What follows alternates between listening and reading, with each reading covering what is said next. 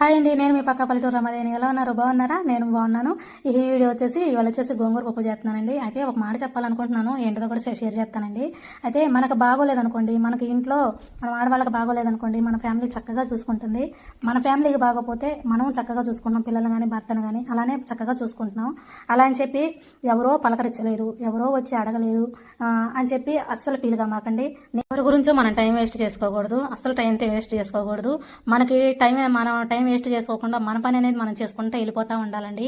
ఈ కదండి, మనకు బాగున్నా బాగోపోయినా మన ఫ్యామిలీ సపోర్ట్ మనకుంది, మన ఫ్యామిలీ చక్కగా చూసుకుంటుంది కాబట్టి అసలు బాధపడాల్సిన అవసరం లేదు, అసలు ఫీల్ అవ్వాల్సిన అవసరం కూడా లేదండి.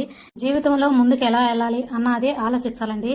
ఇక ఆలోచించుకుంటా వెళ్ళిపోయాం అనుకోండి, ఏదో ఆలోచించుకుంటా పోయామంటే మన మైండ్ పనిచేయదు.